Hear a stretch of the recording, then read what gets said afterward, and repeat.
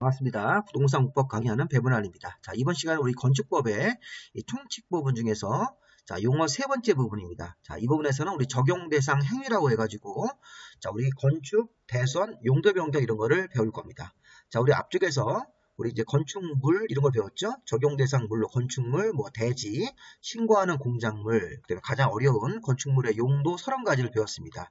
그러니까 이번 시간은 그 적용 대상 물을 이제 어떤 식의 행위를 할 건지, 예를 들어서 건축이란 용어, 대선이란 용어, 용도 변경이란 용어를 보면서 이게 이제 무슨 말인지를 이제 하나씩 분석을 해야 됩니다. 우리 건축이라고 하는 것은 신축, 증축, 개축, 재축, 이전 이런 식으로 나눠가지고 분류를 할 겁니다. 신축, 증축, 개축, 재축, 이전.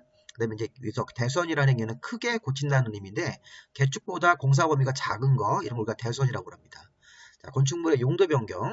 용도 변경은 우리 건축물의 용도가 우리 앞에서 30개가 있었죠. 그 30개의 용도를 다른 용도로 바꿉니다. 그럴 때는 우리 건축법에 정해진 절차에 따라서 해야 됩니다. 우리가 기본적으로 건축이라는 용어, 대선이라는 용어, 용도 변경이라는 용어를 보시면서 관련 내용들을 이제 공부를 쭉 하실 겁니다. 자, 일단 우리 건축부터 한번 보겠습니다. 건축이란 신축, 증축, 개축, 재축, 이전을 말합니다. 자, 그래서 조심할 건 이축이란 말 쓰시면 안 됩니다. 이축이란 말은 요 신축과 동의어기 때문에 자, 이런 이축이란 말 쓰지 말고 신축, 증축, 개축, 재축, 이전이라는 표현으로 써야 됩니다. 그래서 건축 안에는 5가지 얘기가 있습니다. 그럼 이제 어떤 게 신축인가요? 신축은 건축물이 없는 대지에 새롭게 건물을 축조하면 당연히 신축이죠. 일반적인 신축입니다. 자, 그런데 하나가 더 있습니다. 부속 건물만 있는 대지에, 자, 우리 부속 건물이면 식당이나 창고 같은 겁니다. 자, 어떤 대지에 부속 건물 같은 식당, 창고를 먼저 짓고 그 옆에다가 주된 건물을 축조하면 이 주된 건물 짓는 것이 중심이기 때문에 이것도 신축으로 보는 겁니다. 자, 일반적으로 우리가 건물이 없는 대지에다가 새로 건물을 축조하면 신축이고, 자, 이 밑에 있는 가로도 한번 읽어보세요. 부속 건물, 이렇게 대지에 부속 건물 같은 창고나 식당을 먼저 짓고 얼마 후에 옆에다가 이렇게 주된 건물을 지으면 이 주된 건물 짓는 행위는 증축이 아니라 이게 바로 신축으로 봐야 되는 것입니다. 주된 건물 중심으로 판단을 해야 되기 때문에. 자, 그다음에 이제 증축 보겠습니다. 건축물이 있는 대지에서, 자, 이번에는 대지에서 건축물이 있는데, 자, 기존 건축물의 건축 면적, 연면적 같은 면적을 늘리거나 층수나 높이 같은 것들을 늘리면 다 이게 증축이 되는 것입니다. 자, 그래서 기존 건물을 우리 주된 건물로 먼저 짓고 옆으로 늘리거나 위로 올리는 공사 이런 식으로 하면 건물의 높이나 층수가 올라가든지 건물의 건축 면적이나 연면적이 증가가 되면 다 이거는 증축이 되는 것입니다. 참고로 우리 앞에서 요거 신축 부분에서 부속 건물이 먼저 있는 대지에다가 주된 건물 짓는 것은 신축인데, 자, 거꾸로 주된 건물을 먼저 짓고 옆에다가 얼마 후에 식당이나 창고 같은 부속 건물을 나중에 지으면 이 부속 건물 짓는 것을 증축으로 해석합니다. 자, 좀 전에는 부속 건물이 먼저 있고 주된 건물을 나중에 지으면 이 주된 건물 짓는 행위는 신축으로 분류하고, 자, 이번에는 주된 건물을 먼저 짓고 옆에다가 부속 건물을 나중에 지으면 이 부속 건물 짓는 행위는 증축이 되는 것입니다. 기존 건물이 넓어지는 개념으로 보는 것입니다. 자, 개축. 자, 기존 건물의 전부를 알려고 해체합니다. 해체라는 얘기는 건축주의 의도가 있는 거죠. 건축주가 스스로 자기 의지를 가지고 해체한 다음에 종전과 같은 규모 내에서 다시 축조하면 이게 바로 개축입니다. 그래서 개축을 벗어나면 이게 종전 규모보다 초과하면 그때는 이게 이제 증축이라든가 이런 얘기로 가야 되는 것이고, 개축이 되려면 항상 종전과 같은 규모 내에서, 그래서 건물의 어떤 높이라든가 건물의 면적이 종전과 같은 규모 내에서 짓고 기존 건물을 건축주가 전부나 일부를 해체하고 종전과 같은 규모 내에서 지으면 개축이 되는 것입니다. 그럼 이제 우리가 재축은 뭔가요? 자, 재축은 천재지변 같은 재해로 멸실이 되고, 자, 연면적의 합이나 동수나 층수 높이가 종종 규모 이하로 다시 축조할 때 이게 재축이 되는데, 자, 아까 개축하고 좀 비교하면서 재축의 의미를 보겠습니다. 자, 개축은 건물이 무너진 원인이 건축주가 스스로 해체하는 겁니다. 근데 이거는 재축은 천재지변 같은 건축물의 의지랑 건축주의 의지랑 상관없이 천재지변 같은 게 나서 그런 재해로 멸실된 거죠. 건축물이 이렇게 재해로 멸실되고 나서 연면적의 합이라든가 동수나 층수 같은 것들이 종전 규모 이하로 다시 축조하기 때문에 개축과 비교해보면 유사점이 있죠. 종전과 같은 규모 내에서 다시 축조한다. 종전 규모 이하로 다시 축조한다는 의미가 있으니까 개축과 재축에서 약간의 차이는 있지만 여기 일단은 초과하면 안 된다는 의미는 공통으로 갖고 있는 겁니다. 그래서 종전과 같은 규모 내에서 또 개축이고, 요건이고 종종규모 이하로 지으면서 다만 차이점은 해체냐 멸실이냐 이런 차이점을 가지고 보면 되겠습니다. 자, 시험 문제에서 천재지변 같은 재해로 멸실이 되고 나서 종종규모 이하로 다시 축조하면 개축이라 그러시면 안 됩니다. 이게 재축으로 봐야 됩니다. 자, 우리 해석할 때 여기 자연재해, 이게 다시 재자인데 이제 우리나라 음은 같습니다. 여기 재해하고 음이 같으니까 여기 재해, 여기서 재축에서 재해로 멸실됐다 그래서 재축이라고 이렇게 우리가 연결해서 보시면 되겠습니다. 한자는 좀 다릅니다, 이게. 근데 음이 같으니까 재해로 멸실되고 종종규모 이하면 재축. 해체하고 종종과 같은 규모 내에서 다시 축조하면 개축이 되는 것이죠. 자, 이전 주요 구조부를 해체하지 않고 같은 대지에서 다른 위치로 옮기는 것. 자, 건축물이 있을 때 건축물의 주요 구조부를 해체하지 않습니다. 주요 구조부를 해체하지 않으니까 우리 앞에서 주요 구조부 6부분 배웠죠. 내력벽, 기둥, 바닥포, 지붕틀, 주계단 이렇게 그 6부분을 해체하지 않고 같은 대지에서 건물의 위치를 옮기는 것이 바로 이전입니다. 자, 이런 것들은 어떤 경우냐면 건물이 큰 대형 건물을 할 수가 없습니다. 자, 건축물을 이전할 때는 주요 구조부를 해체하지 않고 같은 대지에서 위치를 옮길 때는 건물을 들어서 옮기거나 건물을 밀어서 옮기는 경우를 생각하시면 되겠습니다. 우리가 단층짜리 건물이라든가 2층짜리 건물 이런 것들은 소규모 건물일 때는 건물을 이렇게 들어서 옮기는 경우도 가능하기 때문에 이런 공사를 우리가 이전 공사로 이제 특별히 분류합니다. 주요 구조부를 해체하지 않고 같은 대지에서 다른 위치로 옮기는 것은 바로 이전 공사가 되는 것입니다. 자, 시험에서는 주요 구조부를 해체하고 이런 식으로 같은 대지에서 다른 위치로 옮기는 것이 이전이라고 그러시면 안 됩니다. 주요 구조부를 해체하지 않는다는 말이 건물을 이렇게 들어서 통째로 옮긴다는 뜻으로 해석하시면 되겠습니다. 그리고 이제 같은 대지입니다. 다른 대지로 가시면 안 됩니다. 이게 다른 대지로 옮겨가면 이게 바로 이축이 되는 거고 이축 공사는 다른 대지에 가서 새로 짓는 거기 때문에 이거는 신축으로 분류합니다. 그래서 이게 항상 같은 대지 안에서 위치를 옮긴다. 주요 구조부를 해체하지 않고 만약에 이게 같은 대지가 아니라 다른 대지로 옮겨가면 그건 이축 공사가 되는 거고 이축 공사가 신축으로 분류가 되는 것입니다. 자, 어쨌든 우리가 신축, 증축, 개축, 재축, 이전 이런 것들이 우리가 신축, 건축이라는 범위 안에 이렇게 5가지 공사가 포함됩니다. 자, 우리가 앞으로 또 배울 건데 이런 건축 공사를 하려면 나중에 이제 건축 공사 하려면 건축물을 건축하기 위해서 설계도를 준비해 가지고 우리 시군구청장한테 가서 건축 허가라는 걸 받아야 됩니다.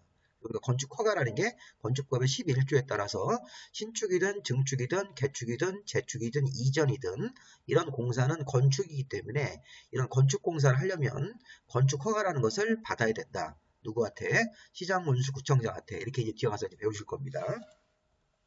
자, 이제 대선으로 가겠습니다. 자, 일단 공사의 범위가 개축이 가장 큰 공사고 개축보다 작은 공사가 대선이고 그 다음에 이제 일반선이라는 공사가 대선 공사보다 더 작은 공사인데 일단 이 대선 공사가 되면 이것도 건축 허가를 받아야 됩니다.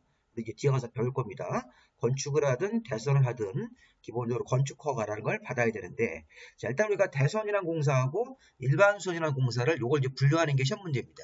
자, 개축과 대선을 분류하는 거는 잘 안 나오고요. 시험 문제에서 대선과 일반선을 이렇게 같이 구분을 하는 게 시험의 포인트인데 자, 이 대선이라는 공사가 여기 1번, 2번, 3번, 4번이 있는데 이 핵심이 뭐냐면 일단 대선이라는 공사로 들어갈 때는 주요 구조부를 한 부분씩 이제 고르는 겁니다. 자, 여기 내력벽도 주요 구조부죠. 또 주요 구조부와 유사한 외벽의 마감 재료, 건축물 외벽의 마감 재료 이런 것도 있고 뒤에 뭐 방화벽이라든가 뭐 방화구획 같은 게 있고 뭐 세대 간의 경계벽이 있는데 자, 일단 우리 앞에 생각해 보십시오. 자, 대선 공사가 되려면 기둥, 지붕틀, 보를 자, 이런 부분들을 하나를 고릅니다. 제가 이제 기둥을 고릅니다. 우리 건물 안에 들어가 보니까 기둥이 여러 개가 있죠. 어떤 건물에 들어가 보니까 기둥이 9개가 있다. 그럼 제가 보세요. 기둥을 증설 해체하거나 새로 만들거나 기존의 기둥을 해체하거나 3개 이상 수선 변경을 하면 이게 대선이 되는 것입니다. 자, 되게 중요한 개념으로 잘 이해를 하셔야 됩니다.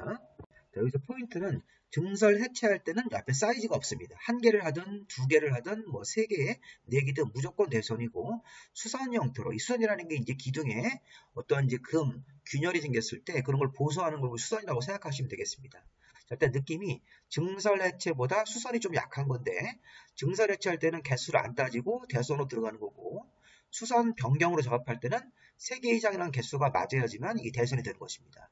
예를 들어서 제가 기둥을 2개만 수선 변경하면 이거는 일반선이 되는 겁니다. 대선보다 더 작은 개념으로 항상 우리가 수선 변경으로 작업할 때는 3개 이상은 돼야 된다. 다시 한번 예를 들어 보겠습니다. 이 그림을 한번 보십시오.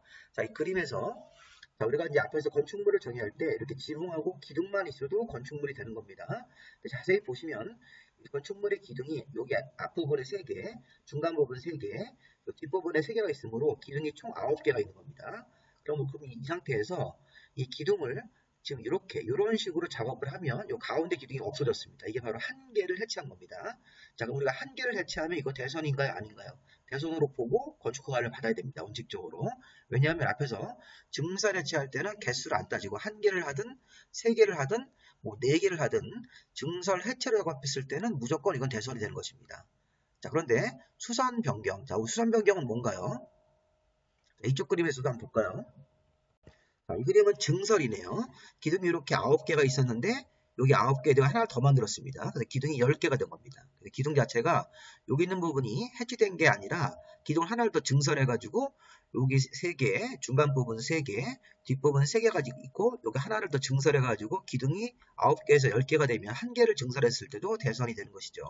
자, 근데 우리가 이제 수선으로 작업합니다. 수선할 때는 기둥의 개수는 변화가 없고 기둥 중에서 이 중간에 있는 부분 기둥 3개를 빨간색으로 약간 표시가 된 부분들이 이 수선이 들어간 겁니다. 자, 수선은 제가 앞에서 뭐라고 그랬습니까? 균열이 간 겁니다. 균열. 이 중간 부분 기둥에 균열이 가서 균열을 어떤 새로운 재료를 가져가지고 보수를 하면 이게 바로 수선이 되는 겁니다.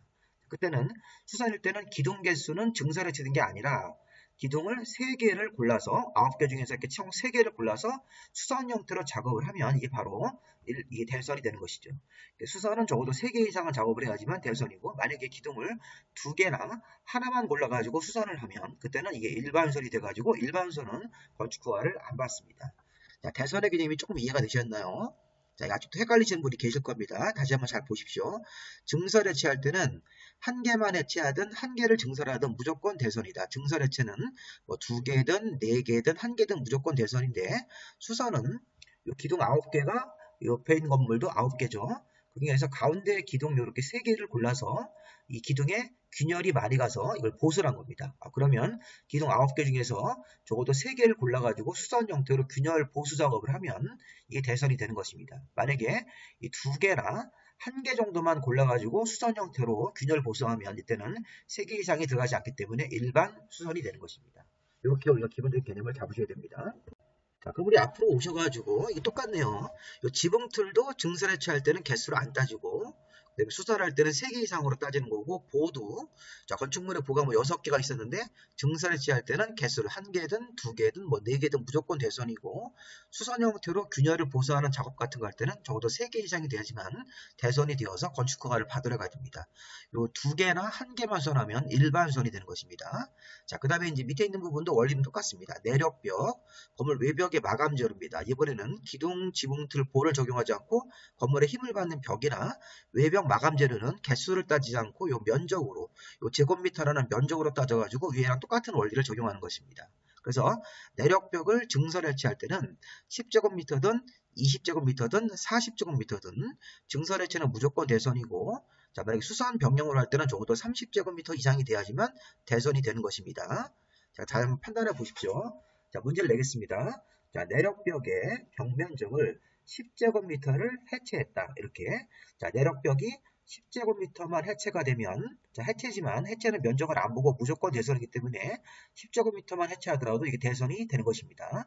자, 반면에 내력벽을 10제곱미터 정도만 수선을 하면 내력벽 10제곱미터 수선 변경일 때는 그때는 일반선이 되는 것이죠. 수선 변경을 할 때는 30 이상이 된다는 거니까. 자, 1번과 2번은 여기 건드리는 그 주요 구조의 어떤 종류에 따라서 개수로 따지는 것도 있고 면적으로 따지는 것도 있으니까 우리 그거를 잘 판단하시면서 증설 해체로 나오면 무조건 대선으로 판단하시면 되겠습니다. 다만 수선으로 나왔을 때는 3개 이상 30제곱미터 이상인지를 따져보라는 겁니다. 자, 근데 문제는 이제 뒤에 3, 4번도 잘 보십시오. 자, 3번에 방화벽, 방화우획, 우리 화재를 막는 방화벽, 주계단이나 피난계단은 잘 보세요. 증설해체 수선까지 사이즈가 없습니다. 앞에서 우리 내력벽 같은 거 할 때나 건물 외벽에 마감재료 같은 거 할 때는 수선할 때 30 이상이라고 이렇게 파란색으로 표시가 돼 있어야지만 이게 대선인데 이제 방화벽이나 방화우획, 주계단, 피난계단, 그 다음에 다세대 주택이나 다가구 주택에 자 경계벽, 중간에 경계벽도 증설해체할 때 수선할 때 사이즈가 없네요. 근데 이게 무슨 말인가 한번 잘 판단을 해보십시오. 자, 시험 문제가 방화벽으로 나오든지 주계단이나 피난계단으로 나오든지 아니면 다세대 주택 같은 것들의 세대 간의 경계벽 작업을 할 때는 증서로 작업할 때, 해체로 작업할 때, 수서로 작업할 때도 이게 사이즈가 없이 무조건 대손으로 봐야 됩니다. 자, 더 시험 문제가 이렇게 나올 수 있습니다. 자, 앞에서 우리가 내력벽은 벽면적 20제곱미터만 수선을 하면 이게 일반선이지 대선이 안 됩니다. 30보다 미만이기 때문에 내력벽 20제곱미터 수선했을 때는 이거는 일반 수선이 되는 것입니다. 대선이 되려면 30제곱미터 이상의 수선이란 말이 꼭 붙어야 됩니다. 자, 그런데 이 방화벽이나 주계단은 20제곱미터만 수선하더라도 무조건 대선이 되는 것입니다. 여기 수선할 때 사이즈가 없고 증설해체는 무조건 대선이고요. 세대 간의 경계벽 같은 것들도 증선해체는 무조건 대선이고 수선할 때도 사이즈 없이 무조건 대선으로 판단을 해야 되는 것입니다. 자, 그래서 우리가 앞에서 이제 준비하실 건 여러분들이 무엇이냐면 기둥 지붕틀 보는 증선해체는 무조건 대선이고 수선할 때는 3개 이상은 돼야 된다. 자, 내력벽이나 건물의 외벽 마감재로도 증설해체할 때는 면적 없이 무조건 대선이고 자, 수선 변경할 때는 30제곱미터 이상은 돼야 된다. 그리고 방화벽이나 방화구획, 주계단, 피난계단 이런 것들은 증설해체, 수선 무조건 다 대선으로 봐야 됩니다. 30 이상 없습니다. 이 조건이.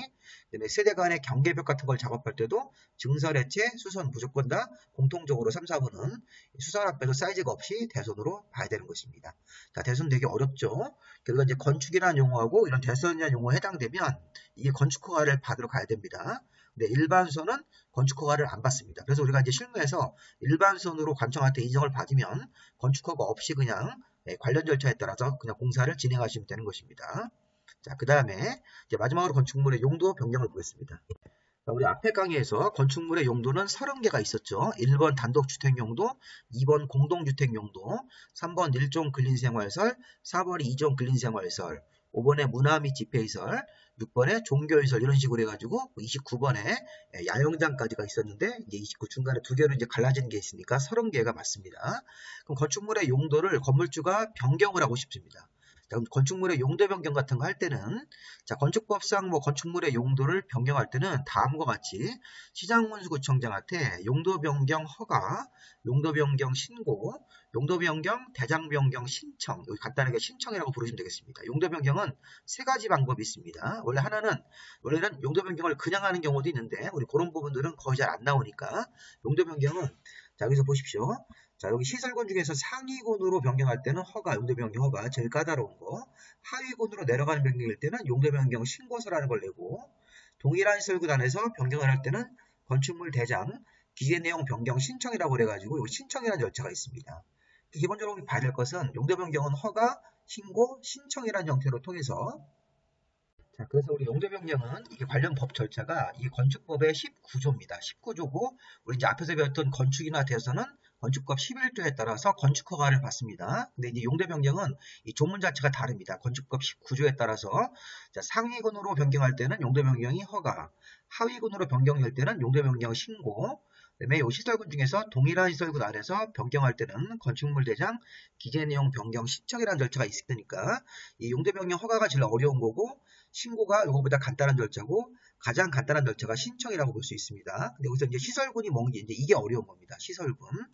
자, 용도 변경 시설군이 보시면 여기 자동차 시설군, 산업 시설군 이렇게 해가지고 맨 끝에 이제 주거 업무 시설군, 그 밖의 시설군 해가지고 이 오른쪽에 보시면요 이게 30개입니다. 우리 앞에서 용도 건축물의 용도 그 제목 기억나시나요? 자동차 관련 시설, 뭐 공장, 창고 같은 것들이 다 이게 하나씩의 이제 건축물의 용도들인데 자, 이 용도를 비슷한 것끼리 묶은 게 이게 시설군입니다. 그래서 자동차 관련 시설군에서는 자동차 관련 시설 같은 거 하나만 들어가 있고 이 산업 시설군에서는 공장, 창고, 위험물 저장 처리사 같은 것들을 포함해가지고 7개가 들어가 있습니다. 용도가. 아까 우리 제가 설명한 게 뭐냐면 이 시설군을 쭉 분류를 한 다음에 자, 여기서 위로 올라가면 허가니까 이런 거 보세요. 판매시설을 쓰다가 제가 종교시설로 바꾸면 자, 시설군의 방향이 위로 올라가는 거죠. 여기 보시면 1번부터 9번까지 시설군이 있는데 일종의 서열입니다. 위로 올라간다. 한 칸이든 두 칸이든 이렇게 위로 올라가는 형태일 때는 상위군으로 변경하기 때문에 용도 변경 허가, 하위군으로 내려가는 형태일 때는 용도 변경 신고가 되는 것입니다. 예를 들어서 뭐 위락시설을 쓰다가 운동시설로 이렇게 내려간다든가 뭐 종교시설 같은 걸 쓰다가 뭐 노유자 시설로 바꾼다 이렇게 되면 용도 변경 신고가 되는 거죠. 다음에 이제 같은 시설군 안에서 변경될 수도 있죠. 공장이 창고로 바뀌면 산업시설군 안에서 이렇게 수평적으로 이동하는 거, 뭐 종교시설을 쓰다가 이렇게 문화 및 집회로 바꾼다든가 이런 식으로, 운동시설을 쓰다가 판매로 이렇게 바꾼다든가 이렇게 되면 용도 변경 신청이라는 게 있습니다. 그래서 우리가 앞에서 시설군에서 상위군으로 변경될 때는 용도 변경 허가를 시군청장한테 받아야 되는 거고, 그 다음에 용도 변경을 해야 됩니다. 용도 변경할 때 신고는 하위군으로 내려가는 거, 시군청장한테 신고하는 것도 있고, 동일한 시설군 안에서 건축물 대장 기재 내용 변경 신청이라는 걸 한 다음에 용도 변경하는 경우도 있습니다.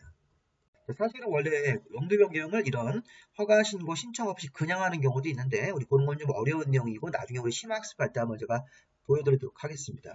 자, 일단 세 가지만 기억하시고 시험 문제가 나온 형태가 다음 중 용도 변경 중에서 신고하는 대상 하나를 찾으시오. 그러면 이 보기 5개 중에서 4개는 위로 올라가는 허가고 밑으로 내려가는 신고가 하나 있을 겁니다. 근데 찾기가 어렵죠. 왜냐하면 이 표를 외워야 됩니다. 자, 우리 이제 이거 암기하기 힘든데 우리 공법을 어차피 자꾸 보셔가지고 눈에 익히시면서 제가 한번 순서를 한번 잡아보면서 저 나름대로 한번 공부법을 한번 개발해 보겠습니다.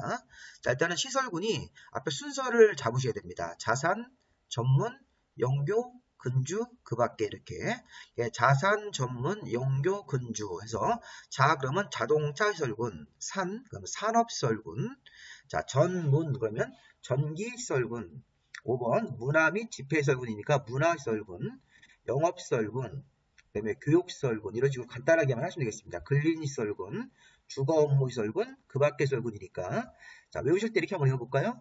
내 자산을 내가 이제 부동산 같은 거라든가 자산 금융자산 같은 게 있으면 내 자산을 전문적으로 관리해주는 사람이 영교라는 사람이다. 은행에 영교라는 사람이 있다. 내 자산을 전문적으로 관리해주는 사람이 영교인데 우리 영교는 집 근처에 산다. 우리 주택 근처에 산다. 이런 식으로 해서 자산, 전문, 영교, 근주 일단 이거부터 먼저 외워야 됩니다.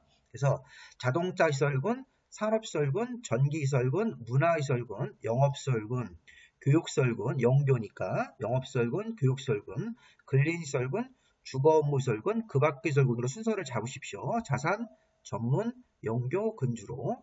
근데 문제는 뭐냐면 자동차 관련 시설에서는 이 자동차 관련 시설이라는 용도 하나만 들어가 있습니다.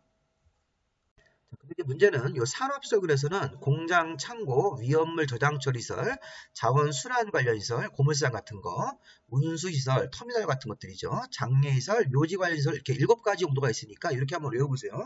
자, 산업시설군에서는 공장, 창고에서 위험물을 자원순환시설로 운수하다가 자원순환시설 같은 고물상으로 운수하다가 사고 나서 죽었다. 그래서 장례 치르고 묘지 관련 시설 가서 묻혔다. 이런 식으로 한번 외워보겠습니다. 자, 우리가 이 산업시설군에서는 7개가 있으니까 같이 외워보십시오. 공장, 창고에서 위험물을 꺼내서 자원순환으로 운수하다가 사고로 죽어서 장례 치르고 묘지 가서 묻혔다. 이런 식으로. 자, 전기시설군에서는 우리 전기를 만드는 발전시설이 들어갑니다.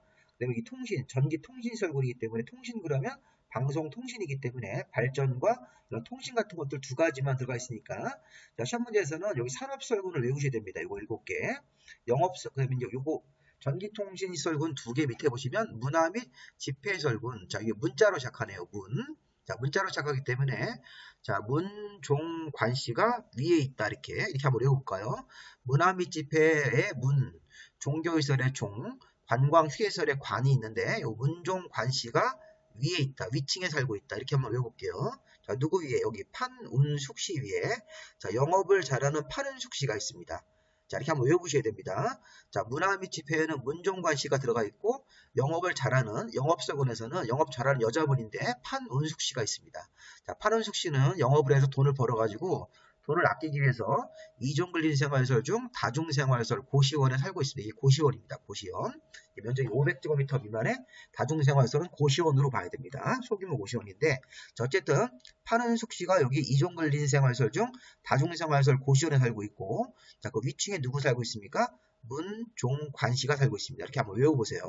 자, 2번에 산업시설군에 7개, 문화 및 집회 4개 외우셔야 됩니다. 용도. 영업시설군에 판운숙, 다중생활시설, 이종근생 중에서 자, 그리고 이제 교육시설군. 자, 우리 교육시설군을 이렇게 외워보세요. 의료 교육을 위해서 노유자들을 수련시설로 보내서 야영을 시킨다. 이렇게 외워보십시오.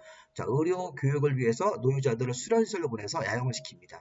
자, 그 다음에 이제 근린생활설군 1종과 2종 근린생활설이 있는데 2종 근린생활설 중에서 이 다종생활설 고시어는 위로 올라가 있으니까 요거는 제외하고 시고요. 자, 주거 및 업무설군에서는 5개, 단독주택, 공동주택이 주거고, 자, 업무설군이 있으니까 여기 업무 들어가야 되겠죠. 업무, 교정, 군사시설 이렇게 한번 외워보겠습니다. 5개. 자, 그 밖에 동식물 관련설, 축사 같은 것들 이런 것들도 9번에 있습니다. 자, 외우실 때 산업설군에 7개, 문화 및 집회 4개, 영업설군에 4개의 용도, 그 다음에 여기 주거 업무설군, 교육복지하고 주거 업무설군에 5개씩 들어있는 요거를 암기를 좀 하셔야 되겠습니다. 우리 이런 건 여러분들이 이제 컨디션 좋으실 때 한번 A4지 하나 꺼내놓고 한번 연습을 한번 해보십시오. 순서가 자산, 전문, 영교, 근주. 내 자산을 전문적으로 관리해주는 애가 이름이 영교인데 우리 집 근처에 산다. 이렇게 해서 딱 순서를 잡으신 다음에 자동차 설문에서는 하나가 들어있다. 산업설군에서는 7가지가 들어있는데 공장 창고에서 위험물을 자원순환으로 운수하다가 장례 치르고 묘지 가서 붙였습니다. 자, 전기통신설군에서는 전기를 만드는 발전도 있고 통신과 관련된 통신설 같은 게 들어가 있죠. 자, 문자로 시작하는 문화 및 집회설군에서는 문종관 씨가 위층에 살고 있죠. 자, 누구 위에 있습니까? 자, 영업설군에 영업을 잘하는 판은숙 씨. 자, 판은숙 씨가 다중생활설에 살고 있고 이 위층에 문종관 씨가 있으니까 문종관 씨, 판은숙 씨 이렇게 외우시면서 하나 추가적으로도 외우시면 되겠습니다. 자, 교육, 복지, 의료, 교육을 위해서 노유자들을 수련실로 보내서 야영을 시킨다. 근린생활설 2개 체크하시고요. 자, 주거 업무시설군에 단독, 공동주택, 자, 업무시설, 자, 업무시설 같은 거, 교정, 군사시설 같은 용어들 중에 업무로, 공공업무로 볼 수 있기 때문에 업무시설로 보시면 되겠습니다. 그 밖에 시설군 이런 식으로 하셔가지고, 자, 이거 외웠으면 이제 이게 우리가 위로 올라갈 때는 용도변경 허가, 하위군으로 내려갈 때는 용도변경 신고, 동일한 설군 안에서 자, 이렇게 건축물 대장 변경 신청이라는 게 있으니까 이런 것들을 보시면서 한번 잘 외워보시면 되겠습니다. 자, 용도 변경을 여기 마무리할 때 이것까지 꼭 하셔야 됩니다.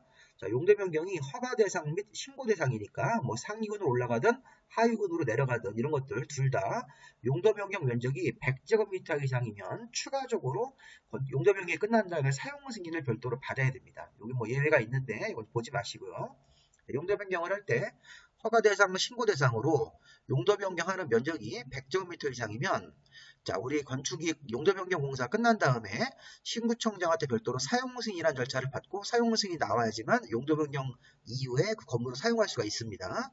자, 밑에 보시면 설계, 규정, 준용. 자, 이번에 허가 대상으로 용도 변경 면적이 500제곱미터 이상이면 건축사한테 미리 설계받는 규정을 준용합니다. 이제 문제를 한번 제가 내보겠습니다. 이런 식으로. 자, 허가 대상이라는 것은 여기 둘 다 걸려 있는데요. 그러면 용도 변경이 허가 대상으로 상위군으로 이렇게 이동하는 건데, 그래서 허가를 받아야 되는데, 용도 변경 면적이 300제곱미터다. 300으로 나옵니다. 자, 그러면 300제곱미터일 때는 100제곱미터 이상에는 들어가고, 500제곱미터 이상에는 들어가지 않죠. 그래서 용도 변경이 이 예외를 고려하지 않고 보는 겁니다. 그래서 용도 변경 같은 거 할 때, 허가 대상 같은 경우로 허가 대상인데 용도 변경 면적이 300제곱미터면 사용 승인은 받아야 되는 겁니다. 그런데 이 500제곱미터 이상부터 건축사한테 설계를 받아야 되기 때문에 이런 부분들은 적용하지 않습니다. 그래서 그런 식으로 해가지고 용도 변경 면적이 300일 때 허가 대상이면 사용 승인은 받아야 되지만 건축사한테 미리 설계받는 규정은 적용하지 않습니다. 이런 식으로 해서 문제를 한번 생각해 볼 필요가 있겠습니다. 자, 굉장히 어려웠죠. 용도 변경 어려웠으니까 한번 다시 한번 복습을 해보시고요. 자, 여기까지 정리하시고 그다음에 교재는 저 밴드 네이버 밴드에서 제 이름으로 검색하시면 각종 자료 같은 거 다 다운받을 수 있고 요 기본 이론도 제가 A4로 받을 수 있게 이렇게 여러분들 프린트해서 볼 수 있게 해놨으니까 자, 이렇게 다운받으셔가지고 우리 국보 학원 공부를 하시든지 인강으로 하시든지 독학하실 때 많은 도움이 됐으면 좋겠습니다. 여기까지 마무리하겠습니다.